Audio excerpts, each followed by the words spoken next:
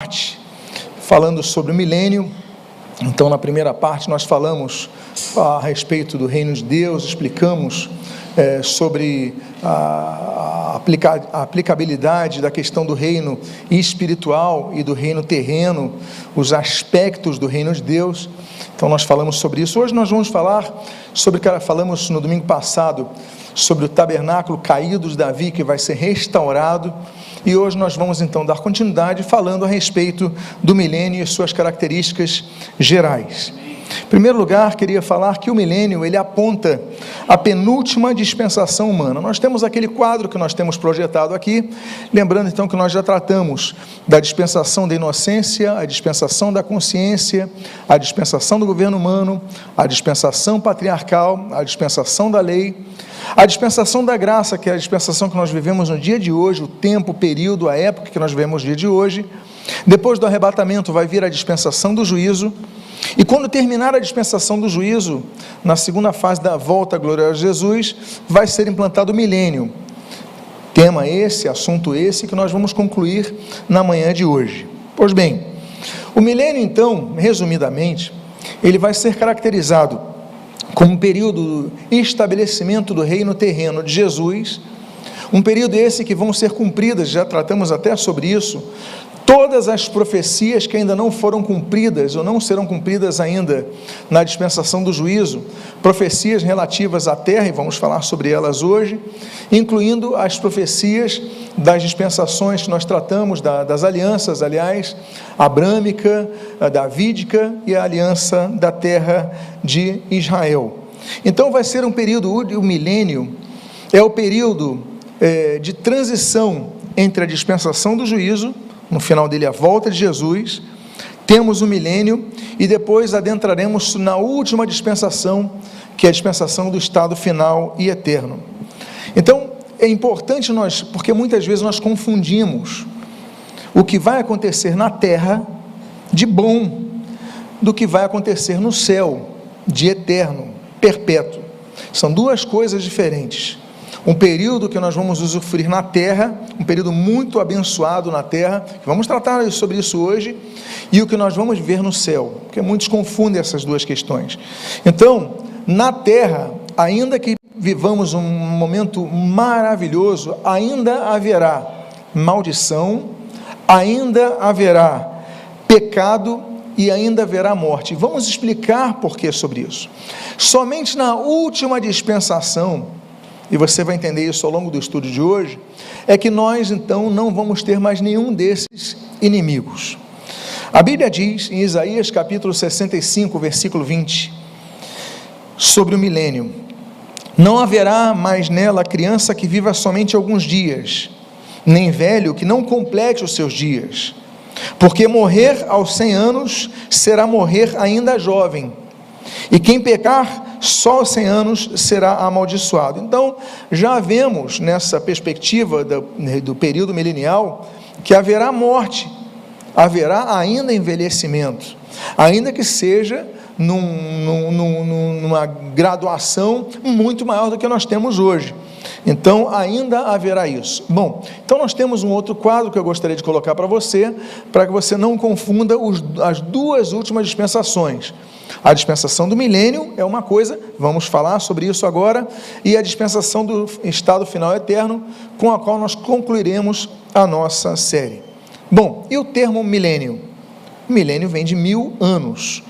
Então, essa palavra milênio e o governo de 1000 anos, só em Apocalipse número 20 é citada 6 vezes.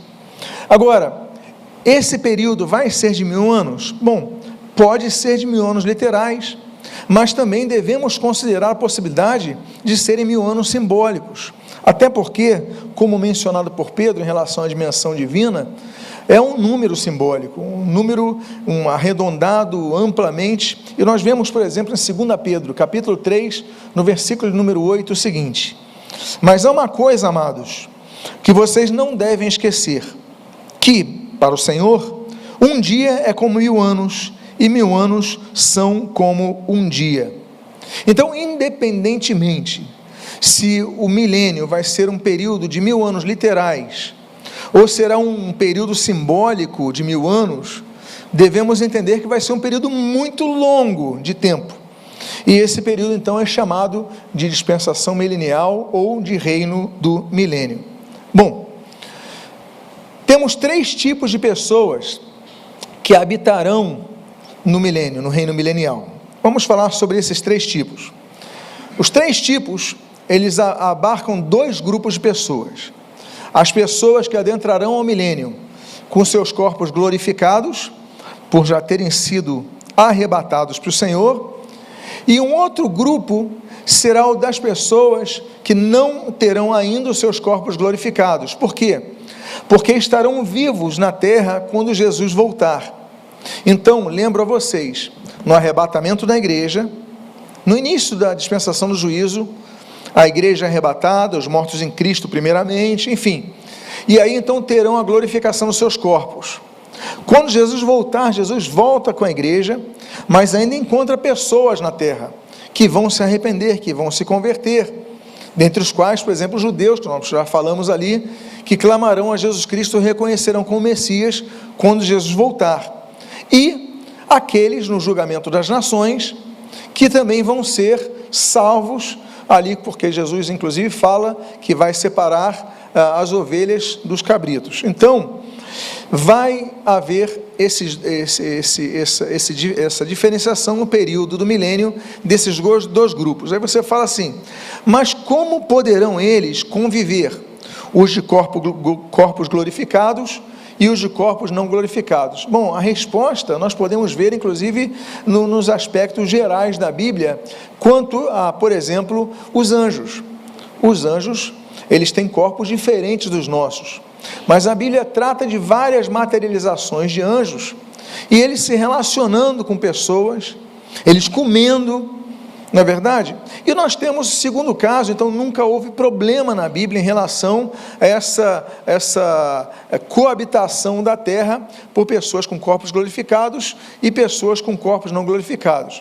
O segundo aspecto, nós devemos ver o próprio Senhor Jesus Cristo. Aconteceu com o Senhor Jesus durante 40 dias depois que ele ressuscitou. Lembro a vocês, Jesus é morto, 3 dias depois Jesus ressuscita, 40 dias depois Jesus fica na terra, e só depois de 40 dias Jesus é assunto aos céus, temos a ascensão de Jesus. Bom, Jesus ressurreto, durante os 40 dias, ele coabitou com os seus discípulos, ele esteve aqui habitando conjuntamente com não apenas seus discípulos, mas centenas de pessoas.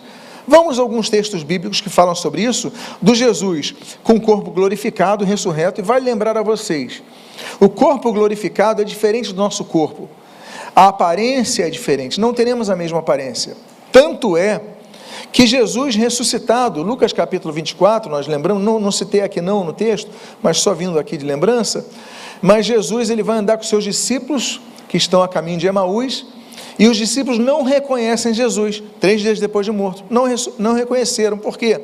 Porque Jesus já estava com outra aparência, com o corpo glorificado. Pois bem, vamos a 3 textos aqui, o primeiro deles está em João, capítulo número 20, nos versículos 19 e 20, a Bíblia diz, ao cair da tarde daquele dia, o primeiro dia da semana, ou seja, era um domingo, estando trancadas as portas da casa onde estavam os discípulos, com medo dos judeus, Jesus veio e se pôs no meio deles, dizendo, que a paz esteja com vocês, ou seja, deu um shalom para eles, e dizendo isso, lhes mostrou as mãos e o lado, então os discípulos se alegraram ao ver o Senhor.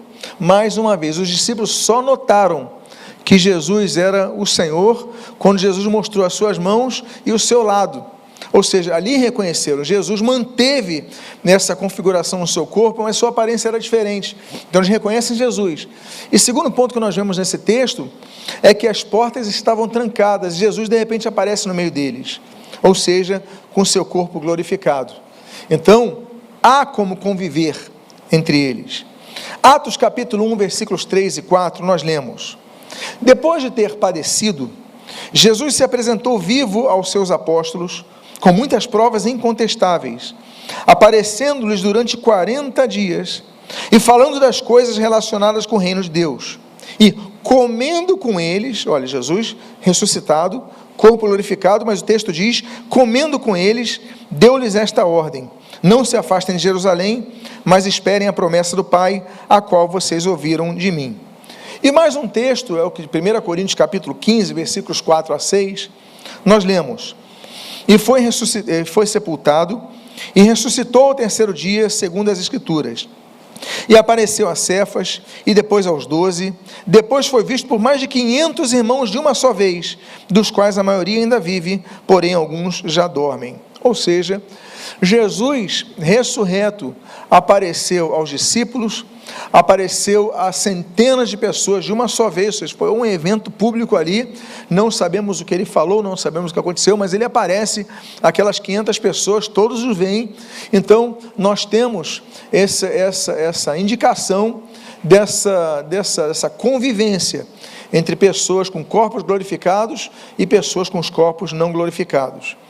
Agora, além das pessoas com os corpos glorificados, que vão adentrar ao milênio, através da volta, vindo com o Senhor Jesus em glória, nós temos, eu falei de 3 tipos de pessoas.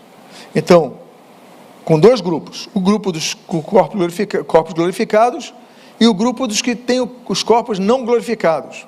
Dos corpos não glorificados, temos 2 tipos de pessoas, que ainda vão experimentar a morte.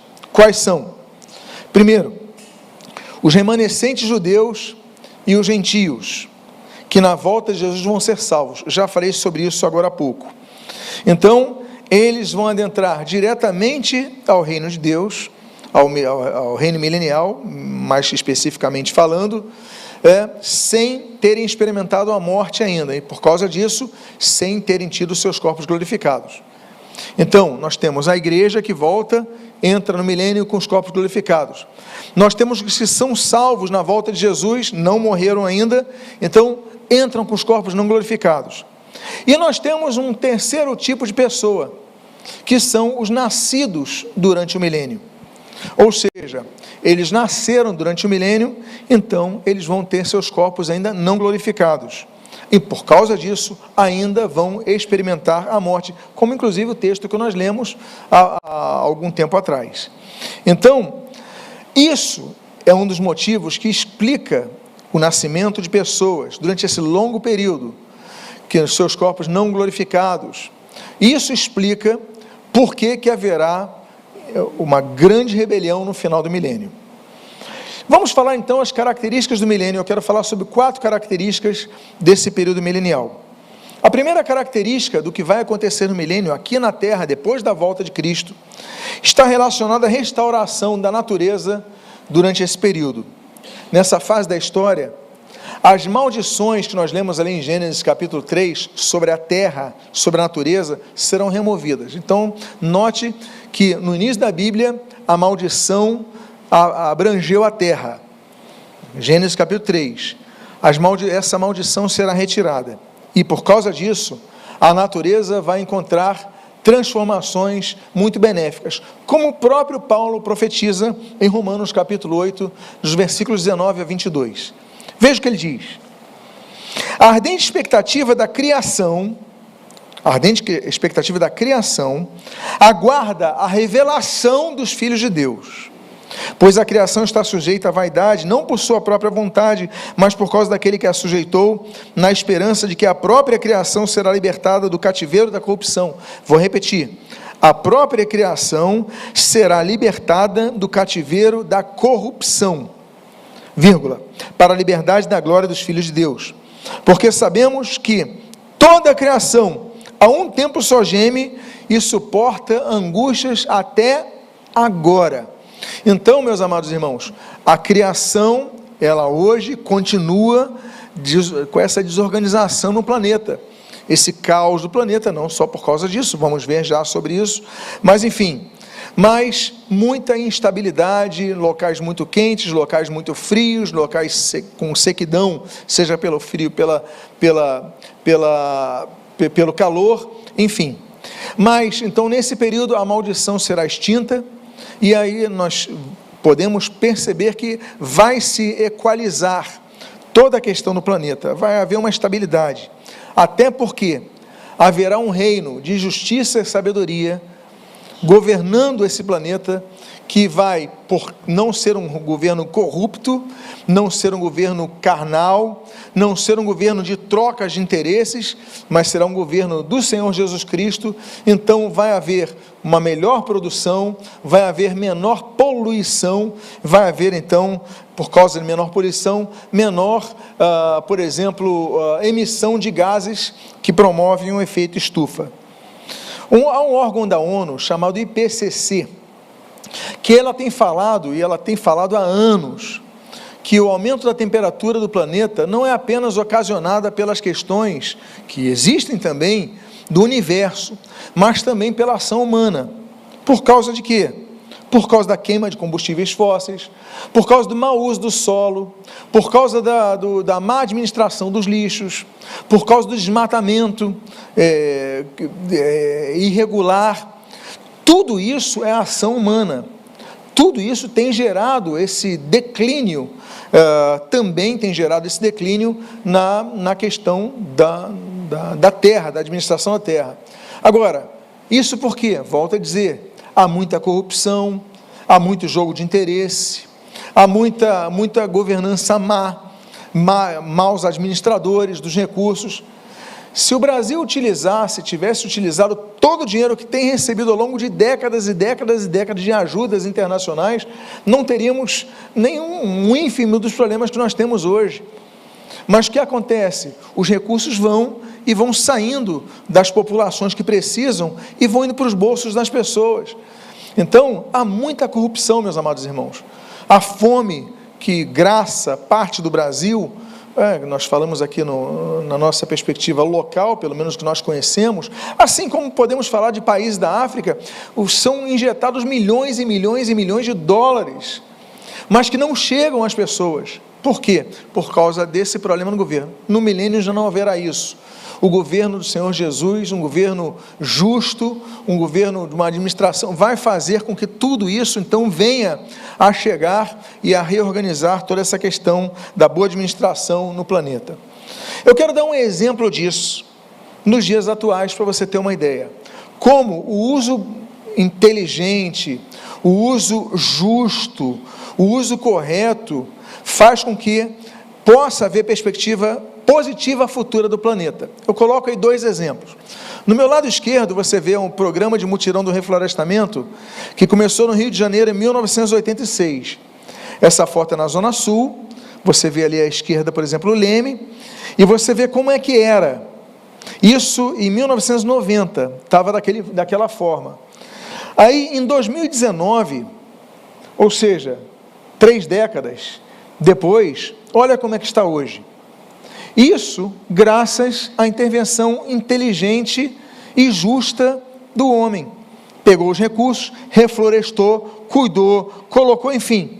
E aí nós temos esse cuidado. Do lado direito, você pode compradas por um grande fotógrafo brasileiro, Sebastião Salgado, sua esposa, a dona Léa Salgado, e eles compraram aquele terreno em 2001. Veja como ele estava em 2001. Quase 20 anos depois, 2029, já estava daquela forma. Por quê? Porque ele replantou, ele cuidou. Então, a ação humana, quando ela é justa, ela promove benefícios na humanidade. Nós temos outro exemplo, um terceiro exemplo, que é o aqui da Floresta da Tijuca, Dom Pedro II. Nós temos uma litografia de 1849 à minha esquerda. Você vê como já estava a Floresta da Tijuca. E nós estamos na Floresta da Tijuca, estamos na Tijuca. Então nós conhecemos muito bem a Floresta da Tijuca. Pois bem, essa foto, essa litografia à esquerda, de 1849. 160 anos depois, nós temos a foto da direita, repleta de natureza, repleta de árvores, com flora, mas com fauna também. Então, quando há uma boa administração humana, quando há uma boa vontade, quando há justiça, quando não há corrupção, nós podemos perceber perspectivas positivas para a Terra. Então, mesmo depois, e ali eu tenho que dar méritos ao Dom Pedro II, que teve aquela visão.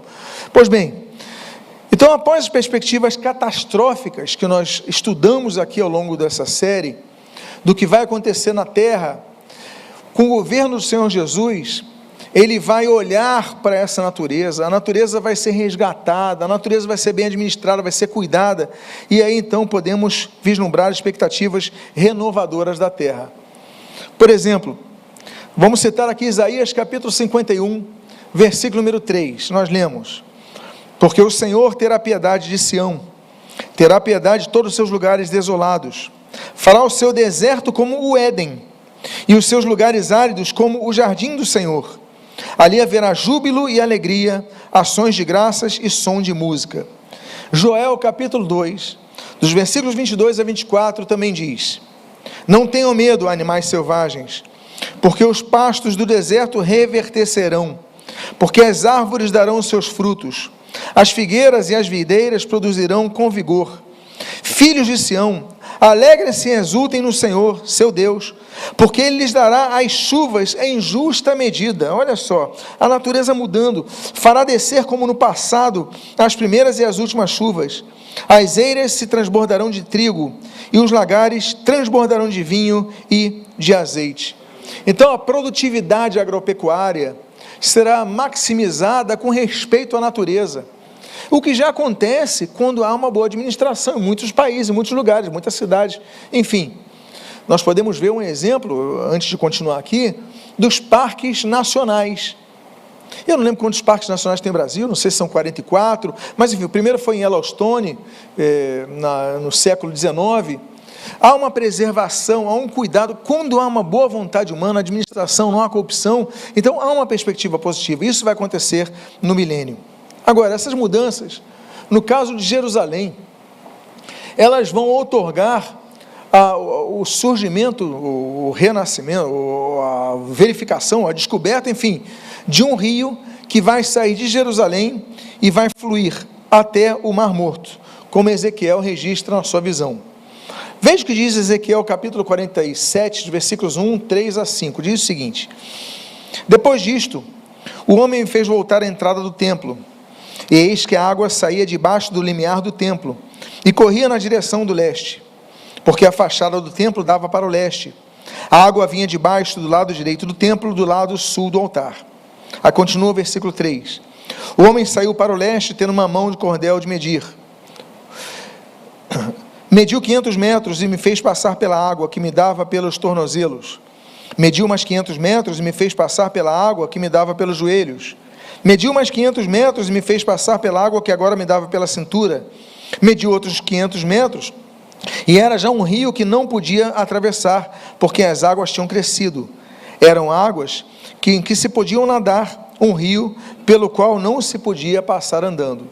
Naturalmente já pregamos sobre isso, no seu simbolismo que tem, 4 etapas da vida espiritual, já pregamos e repregamos sobre isso, mas temos esse aspecto desse rio que vai surgir, e é mencionado depois em outros textos também, que surge Jerusalém e vai até o Mar Morto.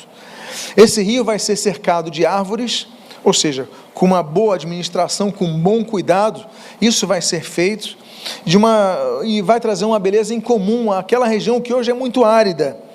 E a intervenção divina, voltando a falar, favorável à terra, vai causar com paz, com estabilidade, essa possibilidade. E aí então, aquele Mar Morto, ele voltará a ter vida. Voltemos ao texto de Ezequiel 44 e 47, agora dos versículos 8 a 10 no versículo 12. O texto continua dizendo: estas águas correm para a região leste, descem ao vale do Jordão e entram no mar, cujas águas ficarão saudáveis. O Mar Morto não é um local saudável. Todos esses seres vivos que povoam os lugares por onde esse rio passar, terão vida. E haverá muitíssimo peixe, porque essas águas chegaram lá. As águas do Mar Morto se tornarão saudáveis, e tudo viverá por onde quer que esse rio passar. Junto a ele se acharão pescadores. Desde En-Gedi até En-Eglaim, haverá lugar para estender e secar as redes. Os peixes serão de muitas espécies, como os peixes do Mar Grande, ou seja, do Mar Mediterrâneo. Nas 2 margens do rio nascerá todo tipo de árvore frutífera.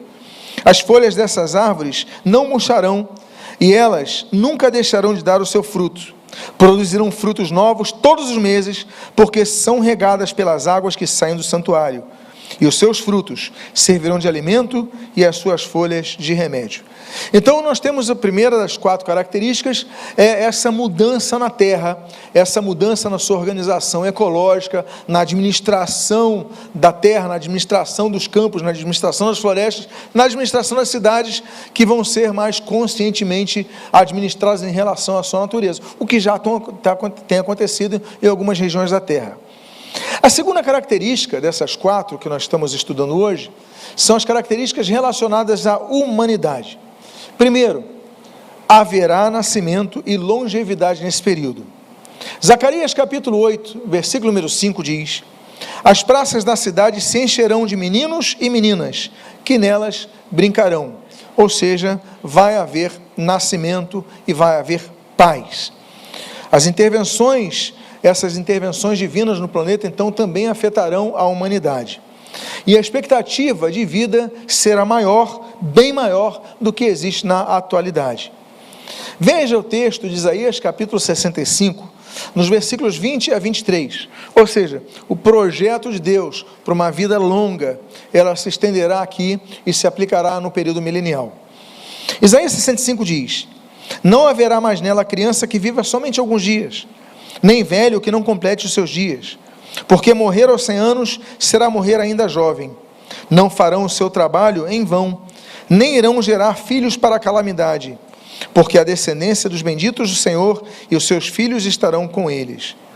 Então, quero lembrar a vocês que o adentrar do milênio será uma nova fase da terra, uma nova fase da vida, governo do Senhor Jesus Cristo. Muitas coisas vão ser alteradas, a começar com a vinda da igreja, os seus corpos glorificados, a começar com a longevidade e também falando de cura. Haverá uma cura completa na vida daqueles que adentraram o milênio. Então, nós podemos ver, por exemplo, assim, maximizados, por exemplo, ao período do Senhor Jesus. A Bíblia registra nos 4 evangelhos que Jesus curava multidões de pessoas, não é isso que nós lemos? Imagine você no milênio, quantas multidões de pessoas mais serão curadas. A Bíblia diz em Isaías capítulo 35, dos versículos 5 a 6, o seguinte: então se abrirão os olhos dos cegos, e se desimpedirão os ouvidos dos surdos, os coxos saltarão como as corças, e a língua dos mudos cantará. Ou seja, vai haver cura na entrada do milênio. Entretanto, ainda assim, nós temos que falar que haverá nascimento na vida das pessoas que estiverem no milênio e ainda não terão seus corpos glorificados.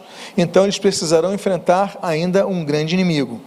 E esse grande inimigo só vai ser finalizado depois do período milenial, quando nós adentrarmos na última dispensação, que é a dispensação final e eterna.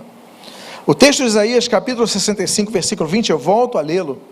Ele diz o seguinte: porque morrer aos 100 anos será morrer ainda jovem, ou seja, haverá morte ainda.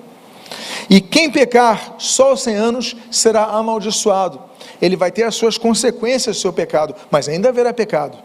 Então eu volto a dizer, o milênio será um reino de Cristo na terra, maravilhoso, pessoas com os corpos glorificados, mas haverá pessoas que adentrarão, ainda terão as suas concupiscências ativadas, pessoas nascerão durante esse período, então ainda haverá pecado e por causa disso maldição e por causa disso morte. 3 coisas que vão ser extintas depois, na última dispensação que havemos de estudar ainda. Agora, queremos lembrar que não é o fato de o pecado, de o diabo, porque no período milenial o diabo estará preso.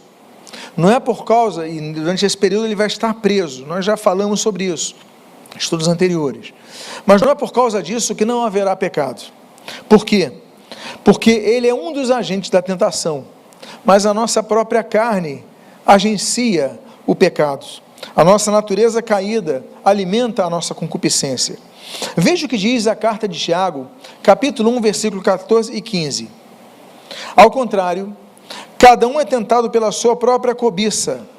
Quando esta o atrai, seduz. Dou uma pausa aqui. Então não somos tentados apenas por Satanás. Satanás é chamado na Bíblia de o tentador. Mas ele não é o único que tenta. O texto diz, eu vou reler o texto, para você ver que a nossa cobiça é a outra tentadora. Diz o texto, ao contrário, cada um é tentado pela sua própria cobiça, quando esta o atrai e seduz. Então a cobiça, depois de haver concebido, dá à luz o pecado. E o pecado, uma vez consumado, gera morte. Então não é porque o Satanás estará preso durante esse período, sem atuar na terra, durante esse período milenial, que não haverá pecado. A cobiça, a concupiscência ainda estarão, e estamos falando de pessoas com seus corpos ainda não glorificados. Mas, esse período milenial vai chegar ao fim. E quando ele chegar ao fim, a morte, então, depois da rebelião final, a morte, então, vai ser definitivamente eliminada da história, a fim de adentrarmos, então, na última dispensação. Então, qual é o sinal final da dispensação do milênio? A rebelião final, vamos tratar isso no próximo domingo, e com isso, o julgamento, o juízo final, e aí nós temos, então, o último inimigo a ser vencido. Veja o que diz 1 aos Coríntios, capítulo número 15, no versículo 24 ao 26. E então virá o fim, quando ele entregar o reino ao Deus e Pai, ou seja, ele vai entregar o reino terreno a Deus, Pai, o Senhor Jesus Cristo, quando houver destruído todo o principado, bem como toda a potestade e poder, porque é necessário que ele reine, até que tenha posto todos os inimigos debaixo dos seus pés, e o último inimigo a ser destruído é o quê? A morte. Então, somente no final do milênio, no final dessa penúltima dispensação, dessa penúltima era, esse penúltimo período da história, então que haverá o fim. Jesus entrega o reino, aqui está consumado o reino, as promessas das alianças que falam do reino, a aliança davídica, a aliança da terra de Israel, a aliança abrâmica, todas foram cumpridas, foi tudo cumprido, o reino está entregue e a morte então será finalizada, como nós cantamos hoje inclusive. Eu falei de 4 características e eu falei das 2 primeiras. Eu mencionei sobre 4 e falei das 2 primeiras. Vamos falar da terceira característica, que são as características políticas e sociais do milênio. Nesse período será implantado o governo terreno exclusivo de Jesus Cristo. Vale fazermos uma breve recapitulação sobre o governo humano sobre a ótica espiritual, conforme os registros bíblicos. Após o pecado entrar no mundo, o governo terreno estava sobre Adão. Vocês lembram disso? Então Deus colocou o governo terreno para Adão. Só que Adão, quando peca, ele cede essa autoridade, ainda que de maneira limitada, diga-se, e temporária, diga-se de maneira clara, a Satanás. Motivo pelo qual, quando Satanás vai tentar Jesus, lá em Mateus capítulo 4, ele tenta da seguinte forma, veja o que diz Mateus capítulo 4, versículos 8 a 9. O diabo ainda levou Jesus a um monte muito alto, mostrou-lhe todos os reinos do mundo e a glória deles, e disse: tudo isso lhe darei, se prostrado você me adorar. Satanás falou isso para Jesus, não é o que está na Bíblia? Ele mostra todos os reinos desse mundo e fala: tudo isso darei, essa glória eu vou te dar. Mas o que ele queria dar para Jesus? Essa autoridade temporária, limitada, que ele detém na terra. Mas Cristo, então, ele vai repreender Satanás. Só que ele não repreende Satanás dizendo: isso é uma mentira, Satanás, você não tem essa autoridade não. Eu não tenho essa autoridade absoluta. Mas Jesus repreende ele por quê? Porque ele estava querendo ser adorado. Vai haver o momento que Satanás vai ser totalmente tirado, até porque a Bíblia diz, em Mateus capítulo, que Jesus já tem essa autoridade plena, mas ele vai exercê-la de maneira plena na terra. Mateus capítulo 28, o Senhor Jesus diz, versículo 18, toda a autoridade me foi dada, onde? No céu e na terra. Mas eu pergunto a vocês, Jesus, ele chegou a exercer a autoridade política na terra? Por exemplo, no lugar de Pilatos? Por exemplo, no lugar dos imperadores romanos? Por exemplo, no lugar de outros imperadores, outros reis. Jesus nunca exerceu o governo político na terra, ainda que tivesse essa autoridade, e tem essa autoridade. Então essa autoridade que Jesus exerce, ela é plena, não há ninguém acima dele. Nós lemos isso em Efésios capítulo 1, versículo 20 a 23, olha o que diz o texto. Ele exerceu esse poder em Cristo, ressuscitando dentre os mortos e fazendo sentar à sua direita nas regiões celestiais, acima de todo principado, potestade, poder, domínio e de todo nome que se possa mencionar, não só no presente século, mas também no vindouro. Ele sujeitou todas as coisas debaixo dos pés de Cristo, para ser o cabeça sobre todas as coisas, o deu à igreja, a qual é seu corpo, a plenitude daquele que a tudo enche em todas as coisas. Então, apesar de Jesus deter todo o poder e toda a autoridade, politicamente, na esfera humana, ele não a exerceu. Não a exerceu antes de sua encarnação, não a exerceu durante os seus 3 anos de ministério. O governo era dos romanos, por exemplo. Não a tem exercido, porque nós temos visto esse mundo corrupto, esse mundo violento, esse mundo mal administrado. Jesus não está governando politicamente esse mundo, está na esfera da influência de quem? A Bíblia diz, 1 João capítulo 5, versículo 19, sabemos que somos de Deus, e que o mundo inteiro, o quê? Jaz no maligno. O mundo inteiro então está debaixo da influência do maligno. Então, há países que aprovaram aborto. Jesus, então, politicamente votou por isso, ordenou isso? Claro que não. Então, há muitas coisas que nós temos visto nesse mundo, de injustiças, de blasfêmias, de posturas antibíblicas, que nós estamos vendo que é o governo humano, debaixo da influência de Satanás. Mas no reino milenial, Cristo vai reinar. Então esse será o período que Cristo vai reinar. Então, já passamos por períodos de vários governantes. Nós tivemos aí Gengis Khan governando uma boa parte do planeta, nós tivemos os imperadores romanos governando outra parte do planeta, nós tivemos a Rainha Vitória governando em praticamente todas as regiões do planeta, nós temos a ONU querendo gerenciar as políticas de todo o planeta, mas haverá um dia que Jesus reinará politicamente sobre a terra, e esse é o período milenial, é o período do reino terreno de Jesus, como profetizado tantas vezes. Vejamos, por exemplo, em Apocalipse, capítulo 11, versículo 15, o 7º anjo tocou a trombeta, e houve no céu vozes fortes, dizendo, o reino do mundo se tornou, olha a profecia que nós vemos do futuro, que vai acontecer no futuro, o reino do mundo se tornou de nosso Senhor e do seu Cristo, e ele reinará, está apontando ao futuro, para todo sempre. Ou seja, politicamente o reino deste mundo não é governado, ainda que ele tenha autoridade de governo pleno sobre tudo, mas as decisões tão nocivas, violentas, negativas, antibíblicas, anticristãs, nós vemos que o mundo jaz na influência do maligno, mas no reino milenial o governo será plenamente dele. Por isso que está colocando no futuro, se tornou de nosso Senhor e seu Cristo, e reinará para sempre. E já falamos sobre isso, sobre os tronos, quando nós demos nos estudos passados recentes. Então, nesse período milenial, se cumprirão, se completarão, se concluirão, se efetivarão o quê? Todas as profecias que apontam a regência de Jesus política nesse mundo. E aí, por causa disso, haverá paz plena na terra. Não há um período da terra que houvesse paz. Pode haver paz localizada em alguns países, mas nunca na terra houve paz. Haverá um dia que teremos paz. O Salmo de número 2, é um salmo messiânico inclusive, versículos 6 a 9, diz assim, eu constituí o meu rei sobre o meu santo monte Sião. O rei diz, proclamarei o decreto do Senhor. Ele me disse, tu és meu filho, eu hoje te gerei. Pede-me e eu te darei as nações por herança, e as extremidades da terra por tua possessão, e com vara de ferro as, o quê?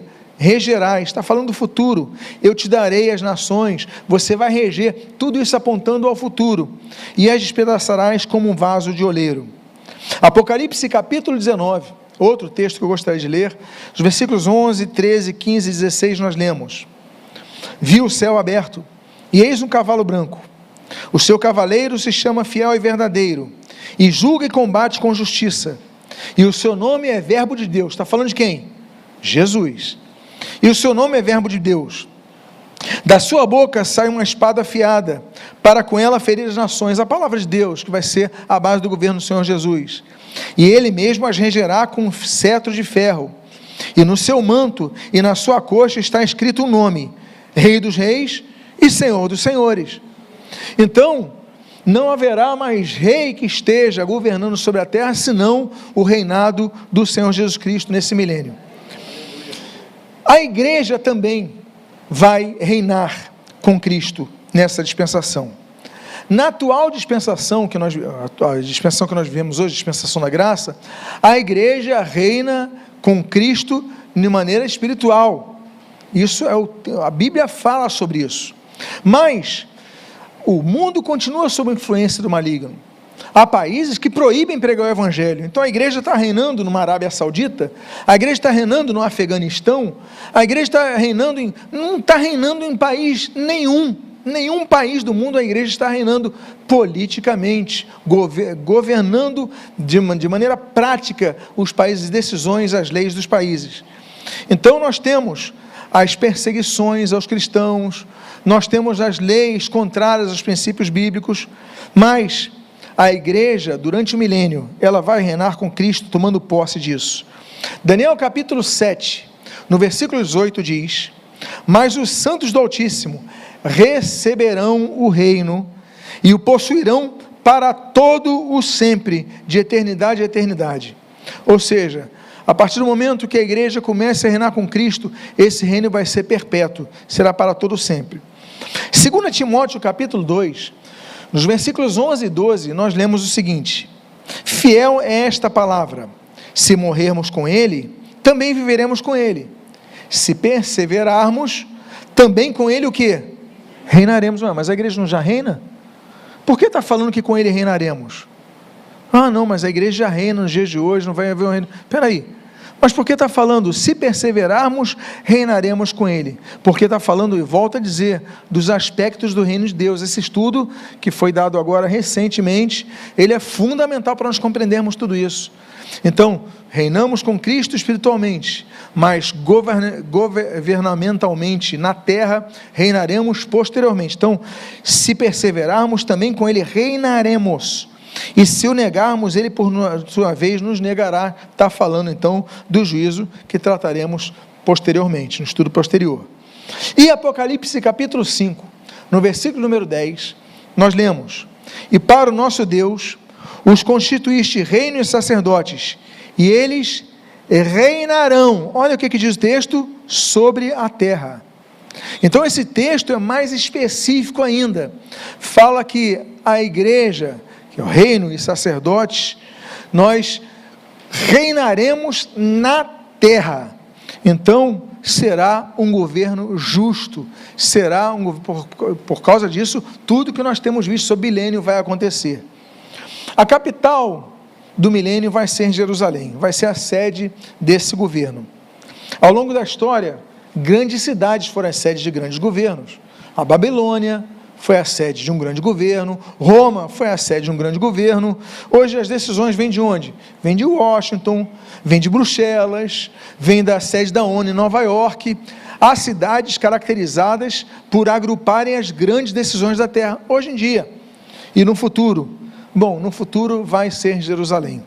Isaías capítulo 2, dos versículos 2 a 4 nós lemos: nos últimos dias, o monte do templo do Senhor será estabelecido no alto dos montes, e se levará sobre as colinas, e para eles afluirão todas as nações. Muitos povos virão e dirão: venham, subamos ao monte do Senhor e ao templo do Deus de Jacó, para que nos ensine os seus caminhos, e andemos nas suas veredas.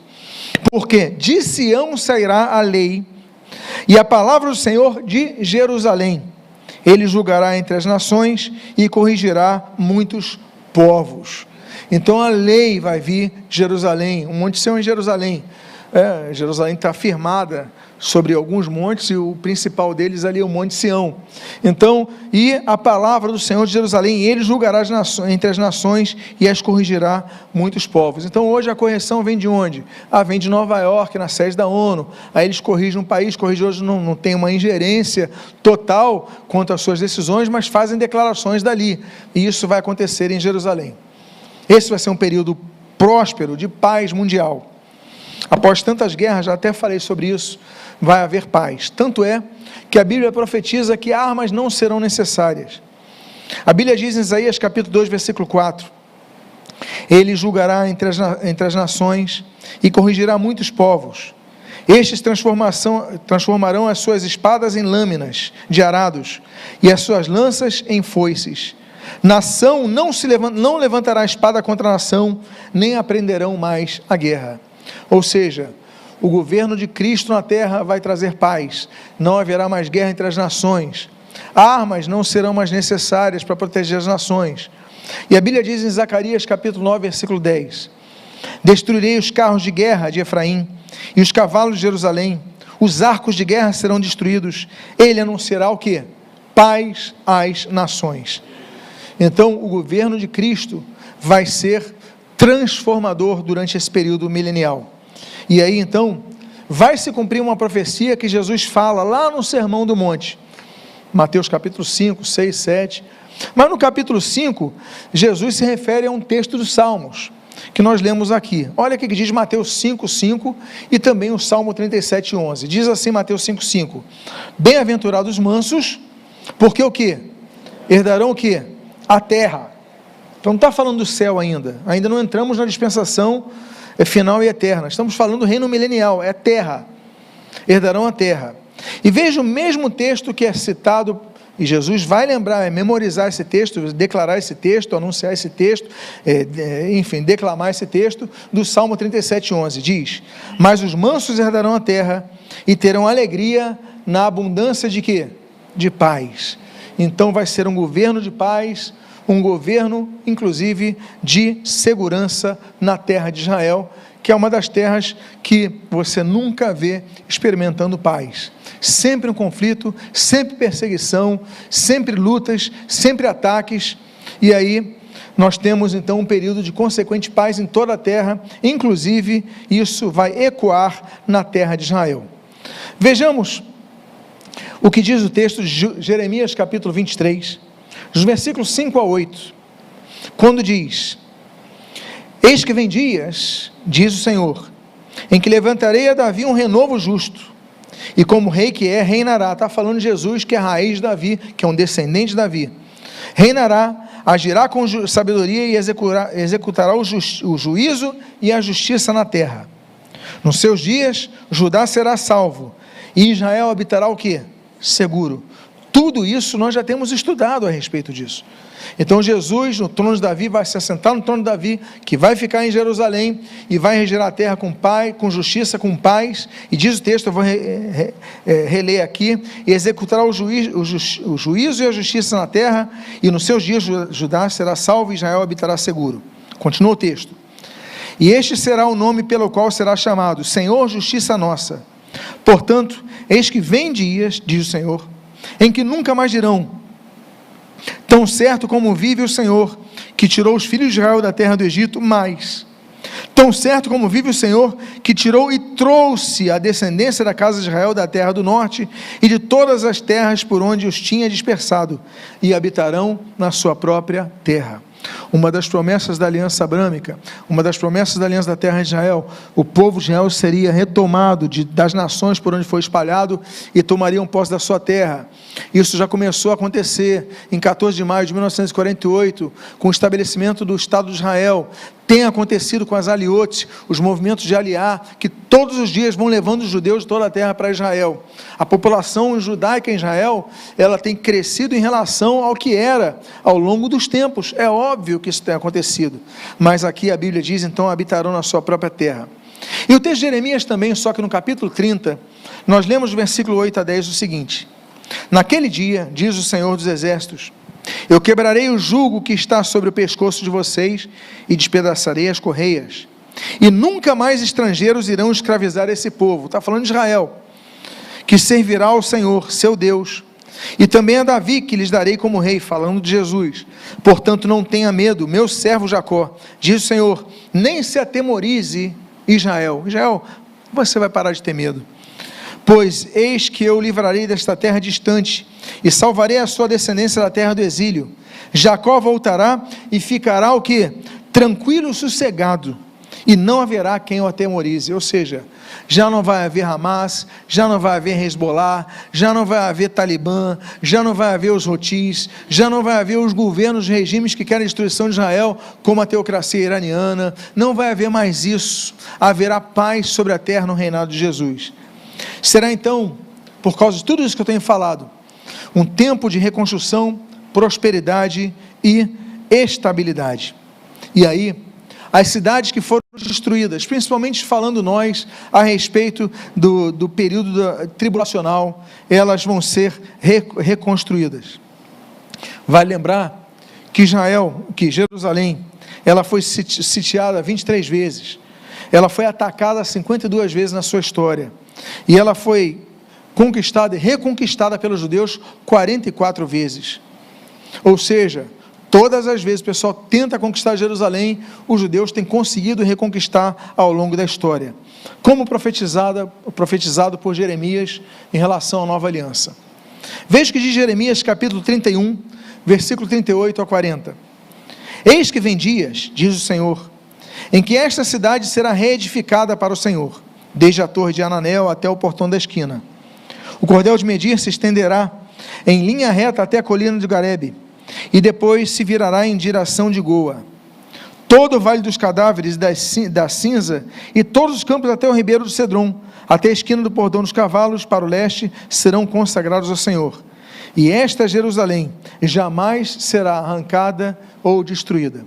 Ou seja, ainda que ela tenha sido conquistada por povos estrangeiros e reconquistada pelos judeus por 44 vezes, o texto diz que haverá um tempo que Jerusalém vai ter a sua posse tomada pelo governo do Senhor Jesus Cristo e nunca mais vai ser destruída. Eu falei de quatro características, mencionei 3 e agora eu vou para a última. As características religiosas do período milenial. Primeiro, toda a humanidade receberá a presença do Espírito Santo. Nós podemos observar, em relação às profecias relacionadas a Israel, que vão se cumprir nesse período, e dentre as profecias que vão se cumprir nesse período, está o derramamento do Espírito Santo sobre toda a carne. Isso já vai começar a acontecer quando os judeus se converterem a Cristo, como nós estudamos recentemente.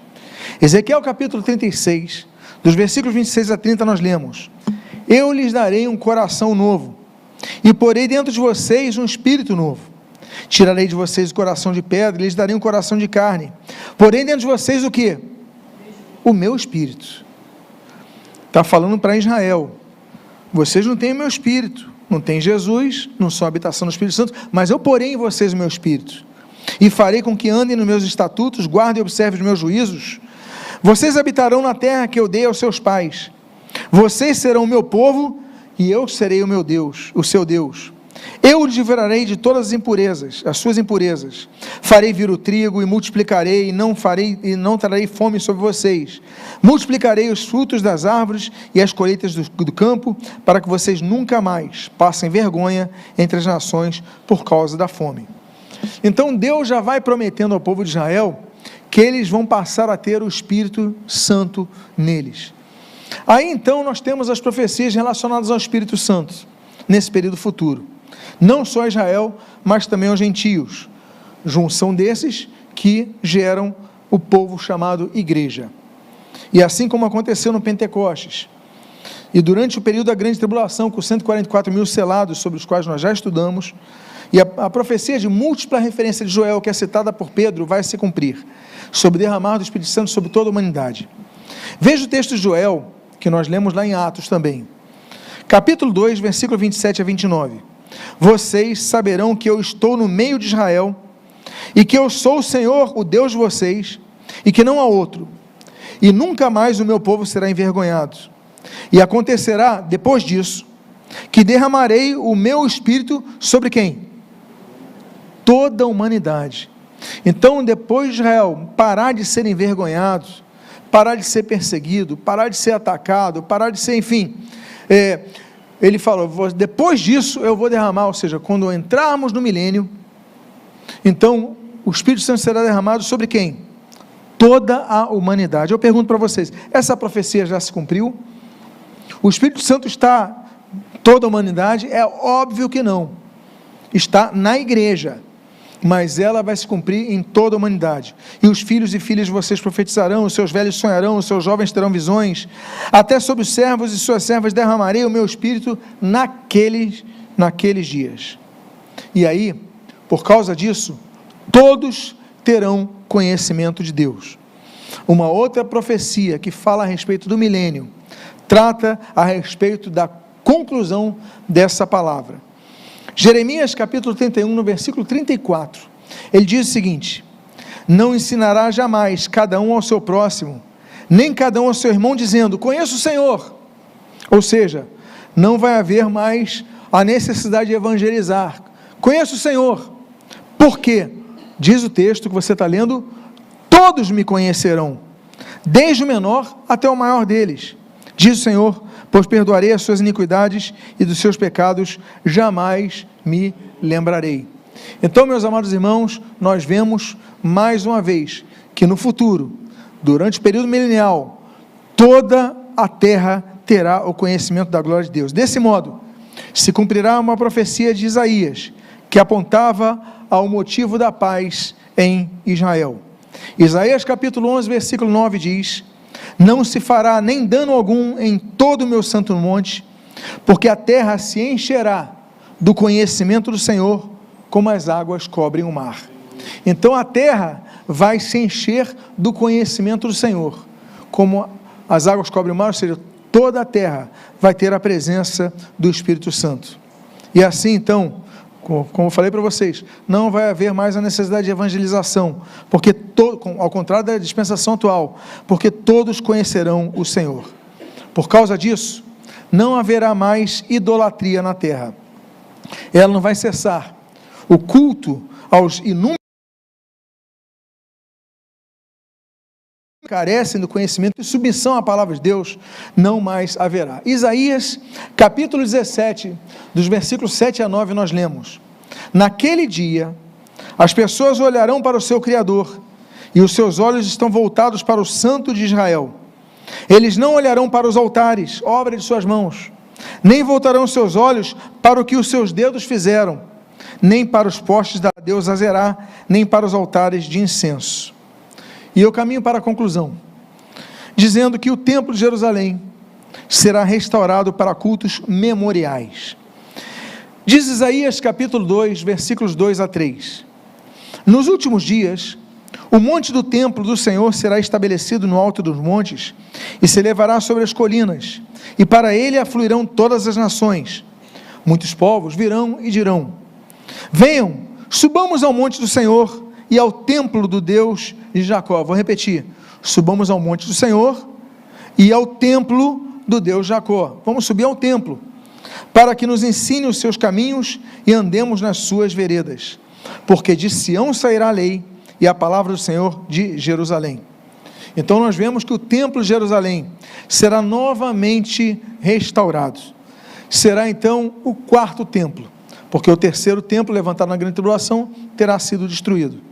Então esse quarto templo, ele remeterá ao templo que Jesus frequentava. Quero lembrar vocês, Jesus frequentava o templo assiduamente.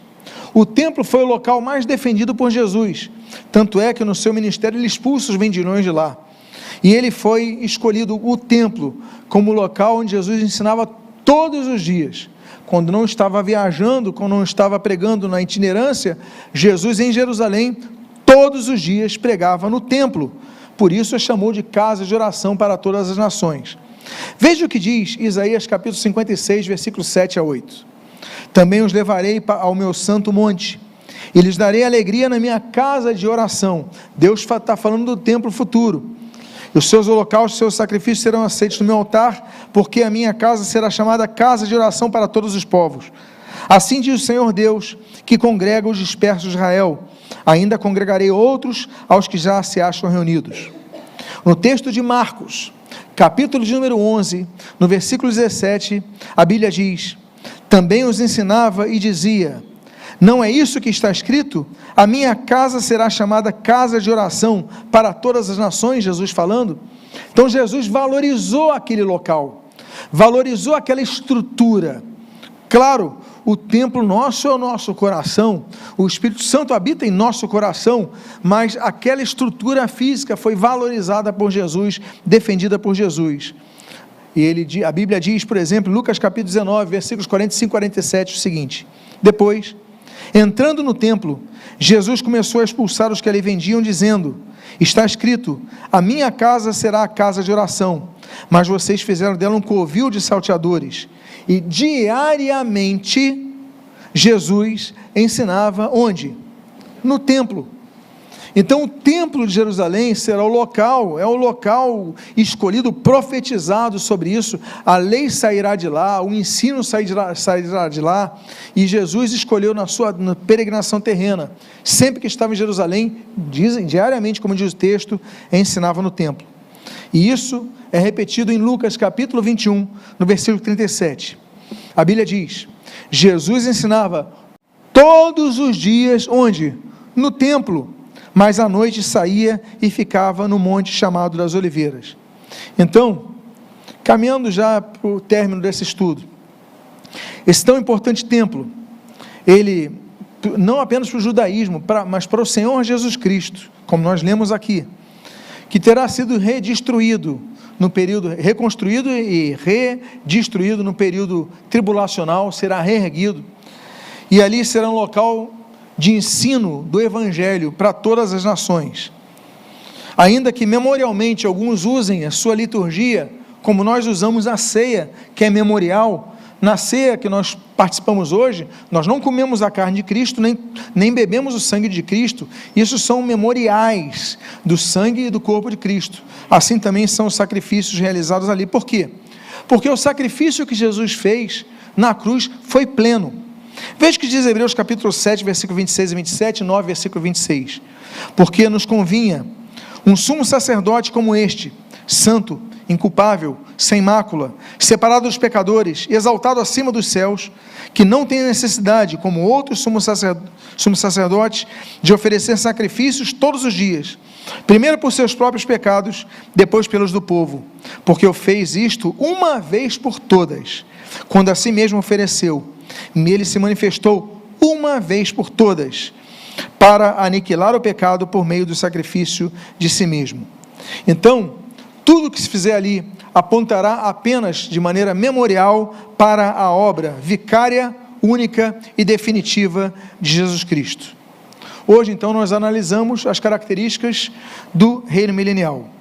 Mas no final daquele período vai haver uma rebelião. Afinal de contas, no final desse milênio, Satanás será solto, vamos falar sobre isso, e quando ele for solto, haverá uma rebelião contra o Senhor Jesus Cristo. E sobre esse assunto trataremos na próxima semana. O nosso próximo estudo, então, trabalhará a respeito da rebelião final do milênio, a segunda ressurreição, o juízo final e a segunda morte. Que Deus tenha abençoado a sua vida de maneira rica e abundante, em nome de Jesus.